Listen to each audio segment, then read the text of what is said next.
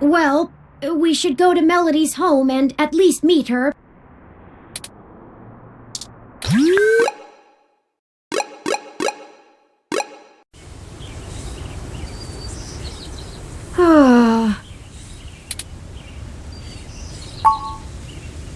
Oh, I'm sorry.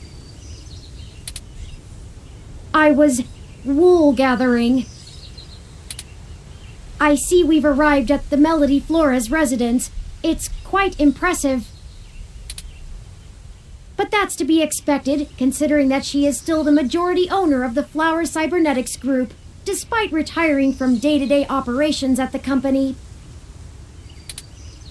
I wonder how she and Hayden first began working together.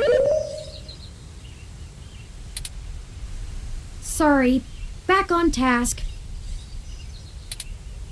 Is there anything you'd like to know before we head inside? Flower Cybernetics was established in the early 2000s by Melody's mother, Antonella. It started out developing cutting-edge medical tech, including advanced prosthesis and nanoparticle diagnostic and treatment technologies. They were vastly successful when they perfected the first synthetic nerve mesh, allowing direct connection and control between the nervous system and a cybernetic prosthesis.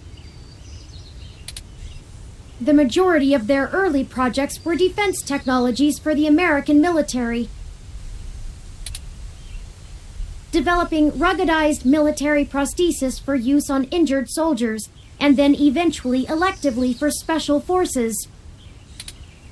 This research line culminated in the development of brain-controlled androids as shock troops, long since barred by international law. Melody took over the company from her aging mother, and she fought against developing further military hardware from that point on. She pushed the company to use the BCA technology for the company's original goals of medical advancement, as well as developing the first direct link virtual reality implants. The company is largely successful on a global scale, despite continued legislative movement against extensive cybernetic use, especially brain implants.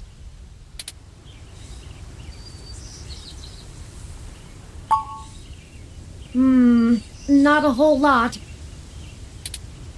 She's largely private, in contrast to her mother's penchant for courting a media circus. Several biographies of former Flower executives show her as intensely passionate about demilitarizing the company to the point of absolute viciousness in the boardroom.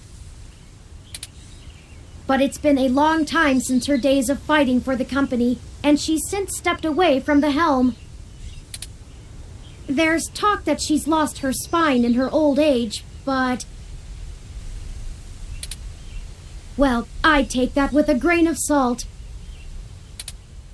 She may have retreated from the corporate battlefield, but you don't change the entire direction of a company as large as Flower if you're a quitter.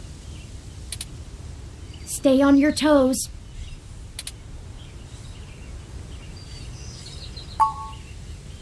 He did, and I can't shine much light on that. I know that System 1 worked with Flower to help develop the first operating systems for the direct link virtual reality implants, so perhaps it happened during that time.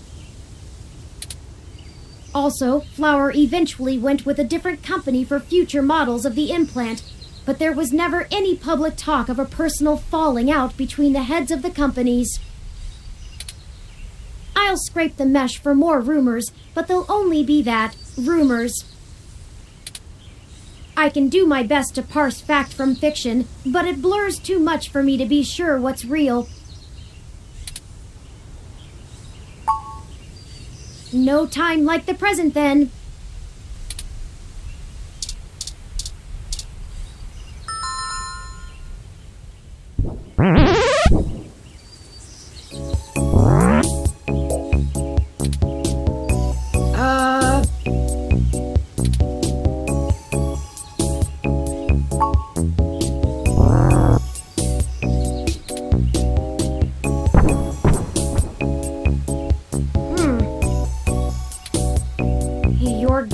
as good as mine. Mine says we can go in. Should we?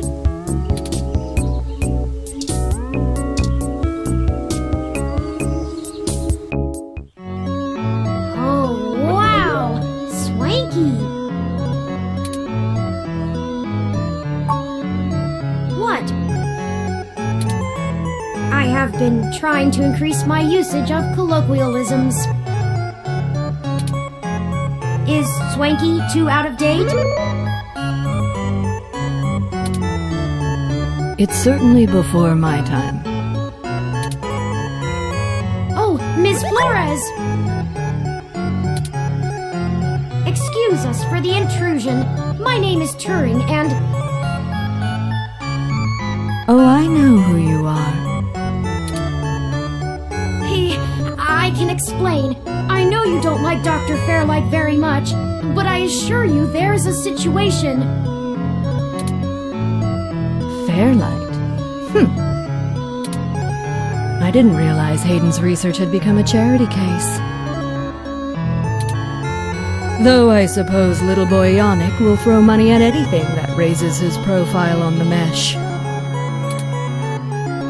Wait, you know Hayden? Also, we actually only just met Dr. Fairlight yesterday. Oh, that's too bad. Now Pat won't have to eat you.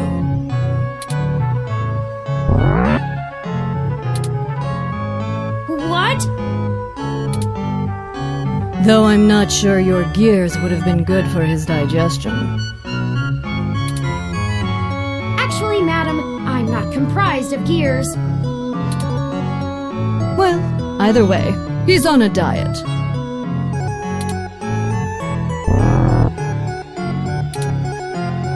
This philosophy is how I lead my life.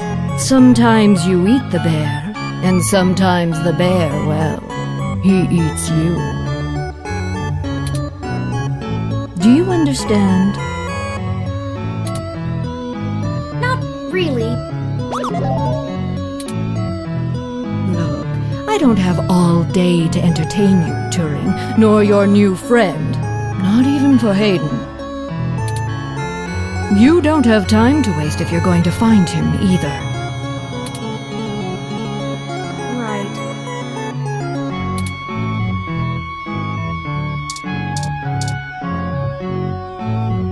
If you were one of Fairlight's worker bees, you wouldn't have made it through the door. So why are you here to badger me about poor Hayden? You have me at a disadvantage, Ms. Flores. You seem far ahead of us on this matter. Just call me Melody, darling. And of course. But I'll share a secret or two with you. I have so many questions. Do you know what's happened to Hayden? I wish I didn't. Maybe you don't want to either. Please, Melody, any information you might have. We haven't had access to any of his research notes and couldn't track down any collaborators he may have been working with. Perhaps if we know more, we might be able to nail down a solid motive. Well, I don't know if I can speculate on that beyond the usual corporate infighting. Not that Parallax is known for that, of course. We had been catching up recently, and he mentioned feelings of being watched. He started to worry he had been discussing your development with the wrong people.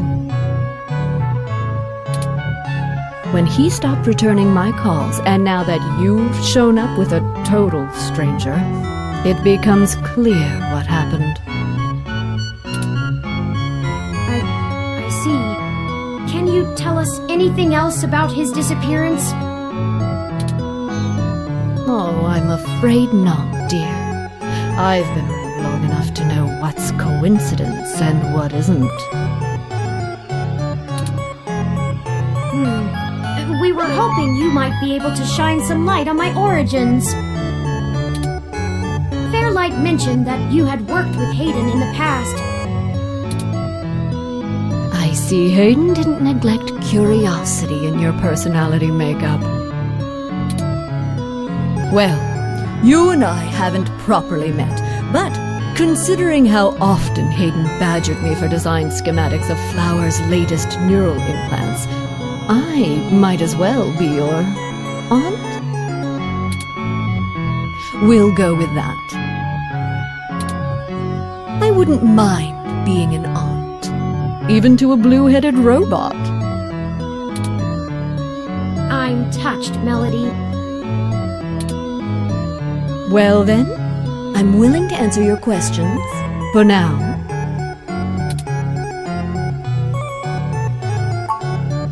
Indeed, I don't see the connection between your company and Hayden's research into machine sapience.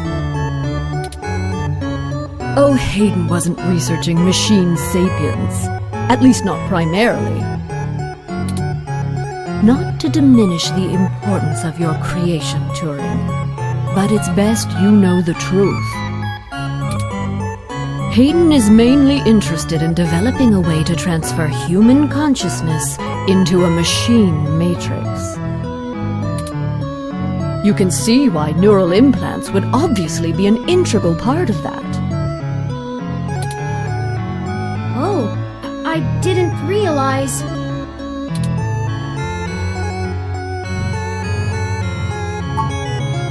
The concept of transferring the human mind into a computer has been an attractive goal for decades.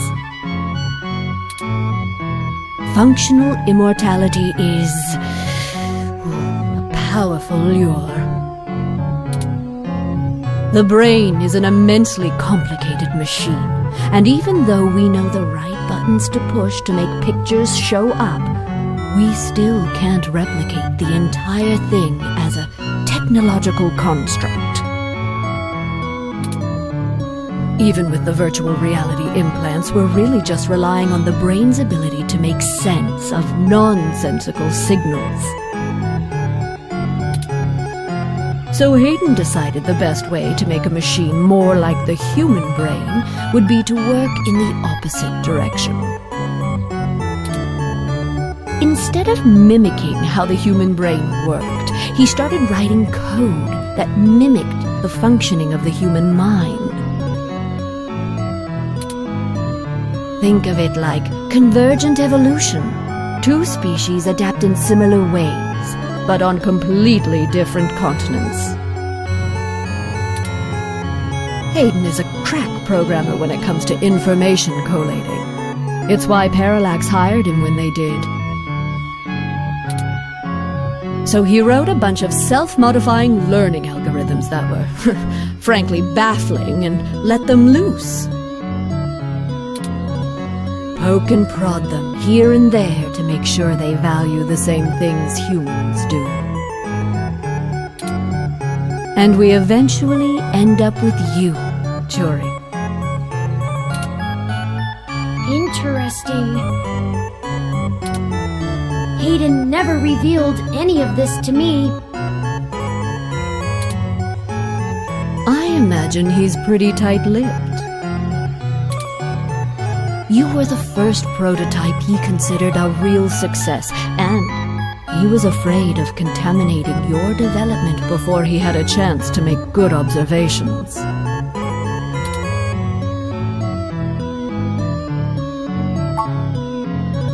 Phew, if you can even call it involvement. It's a small city.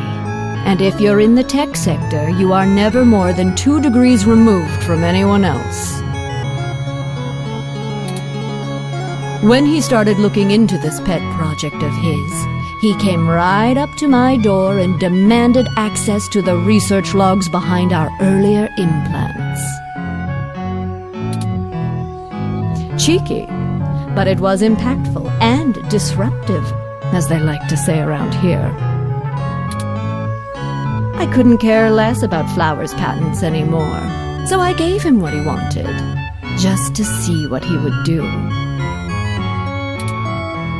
I'm frankly more impressed than I expected I would be, but don't tell him that. Don't worry. I won't. Oh, that was a compliment, dear.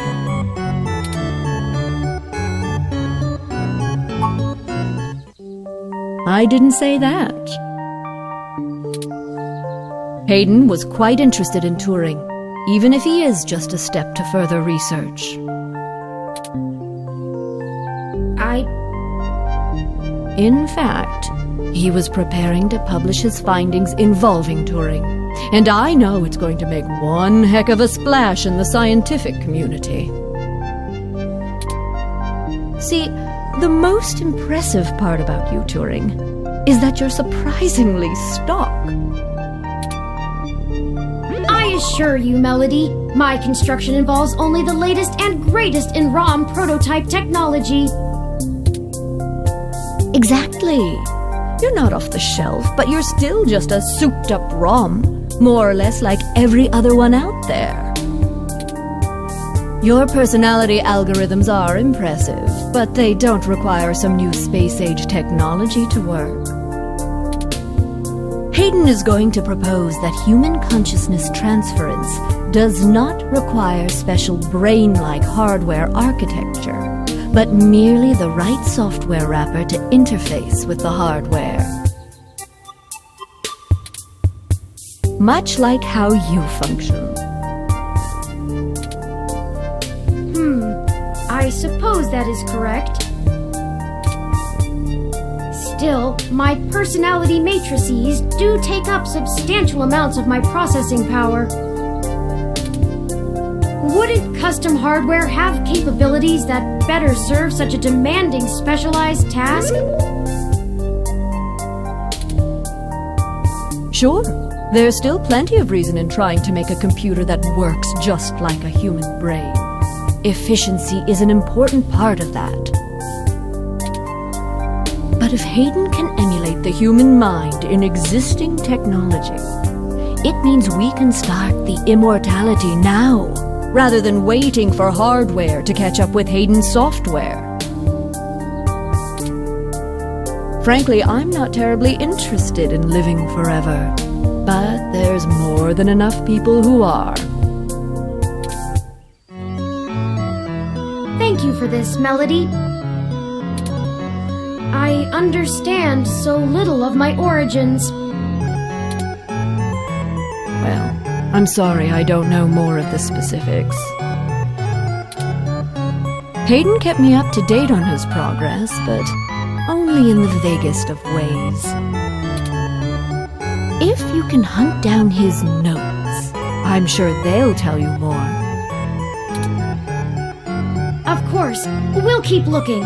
Now, perhaps we could ask some other questions? Sure.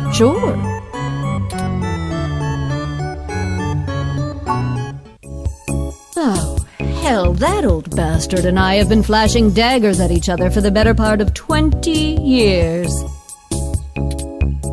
I contracted out the software development for our first-gen direct-link VR neural implants to System 1. Things were going great, but after the first models sold like gangbusters, Yannick tried to get into bed with me, literally. I turned him down, very politely, I might add, and then, suddenly all of the cooperation between our companies dried up. We've been at it back and forth ever since.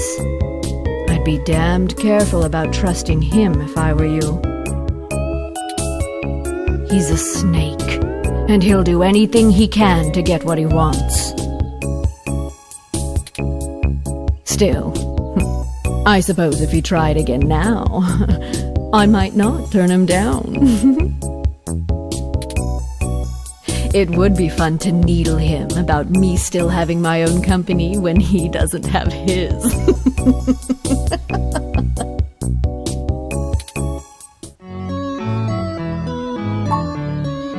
Good.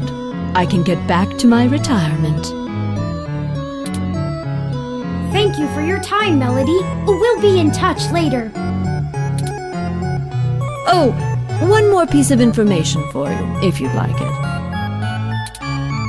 I've got the contact info for a Vincent Mensa, who I think might be of help to you. Vincent was working more closely with Hayden inside Parallax, mostly on his company-approved research on data collating algorithms for the mesh. I'll send him a message and ask him to meet you somewhere. He owes me a favor anyway, and might be able to give you some more information on anything else Hayden may have been working on.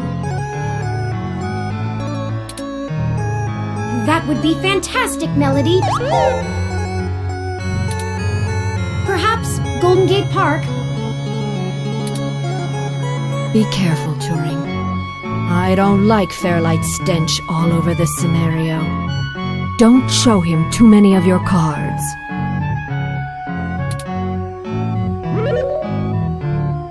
Cards?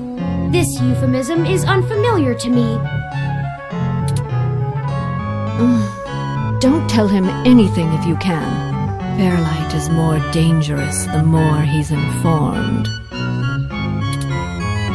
Thank you, Aunt Melody. Wish us luck.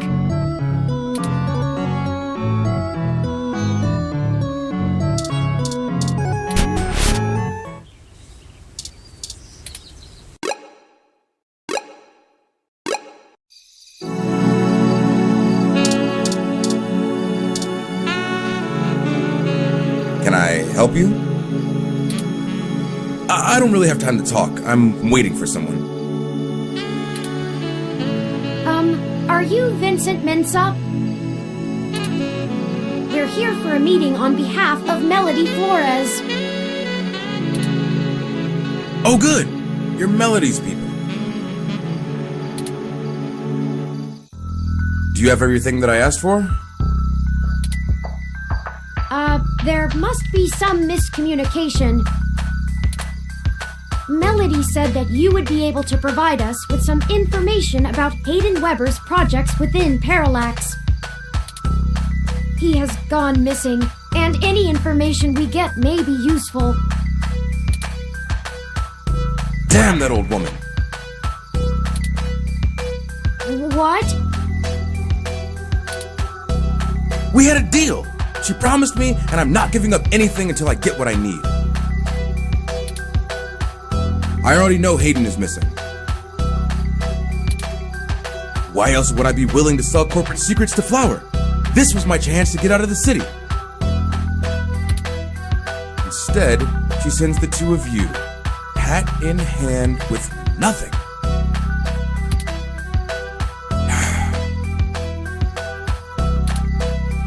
I'm assuming you're Hayden's little pet AI? Insulting, but accurate. Look, I'm sorry to come off callous. I do want to help. Hayden was a colleague and a friend, and I want to know he's okay. But I also need help getting the hell out of Neo SF, and now. My info is my leverage, and it's not for free. I'll just have to find another buyer. Maybe after I make another deal, I'll be able to pass it to you. Perhaps we could assist you? My friend here is a terrific journalist. Being skilled at hunting down people and information is part of the job. I don't know. Look, I need 100,000 credits, an untraceable car, and a fake passport for me and my wife, Francesca. If you can get me all that, I'll give you anything you want. Hayden's research notes, what I know about Parallax, my company's security credentials, whatever. If you're really sure journals can come up with that kind of stuff in one day.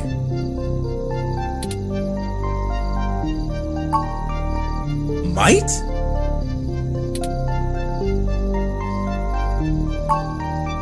Dear God, I'm doomed. Melody only gave us a rough sketch of what you need. The more you can tell us about the situation, the sooner we can fulfill your request. Sure, as long as it isn't the juicy stuff.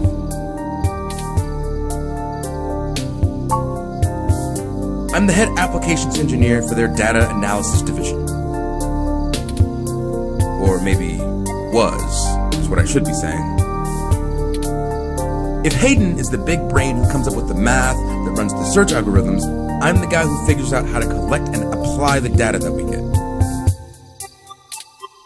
We've worked pretty closely for years, but he's head and shoulders above me as far as theory goes. Hayden built a fully independent machine intelligence in his spare time. Don't get me wrong, I'm not trying to bash myself here. I'm a good software engineer, probably one of the best. But machine intelligence? In a form factor like yours? Now that blows my mind. We've got full immersion, virtual reality, yet most people would still call you science fiction. If you say so.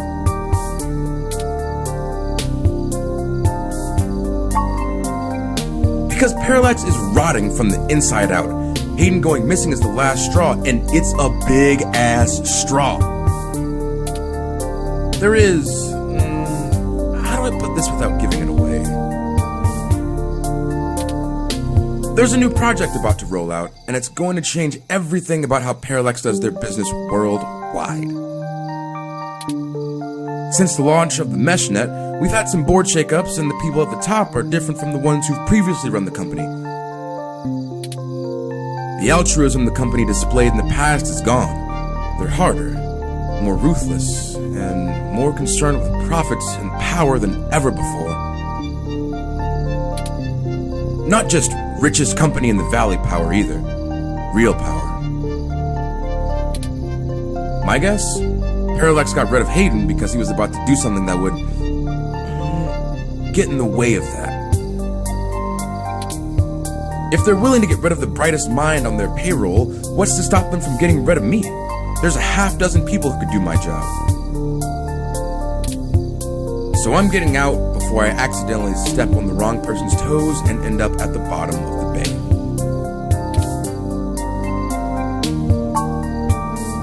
Nothing concrete. I probably wouldn't have noticed anything out of the ordinary. I mean, Hayden goes out for a couple days all the time, right? Conferences and guest teaching. He doesn't exactly share his itinerary with me. I tried asking around and no one will say anything. If he had jumped ship, went to a different company, it would be the talk of the week at the water coolers. Instead, dead silence. Thankfully, he allowed me to keep backups of most of his work, simply because I cross-referenced it so much. He didn't like having it all in one place anyway. Bring me what I asked for, and I'll tell you more.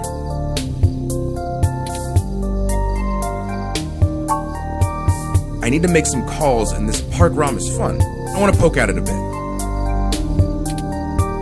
If you do manage to get what I need, bring it here today and you'll get anything you want. Forwarding photos and info for the passports to Turing now.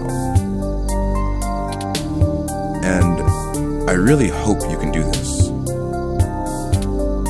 I'd rather give it to you than some other corporation anyway. See you soon.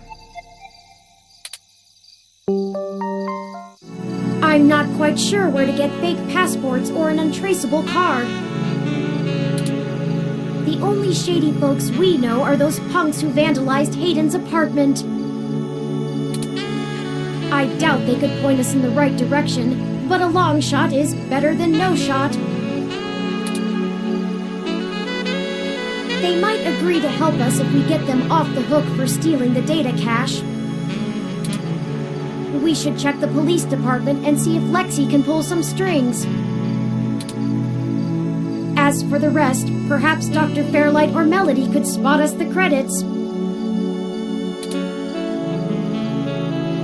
That certainly is no small amount, but is unlikely to cause much consternation for either of them, assuming they are as dedicated to helping as they claim. Melody is assumably home as usual, and Fairlight did let us know he'd be at the hospital. We could ask either of them for assistance. Up to you to decide which would be a better course of action.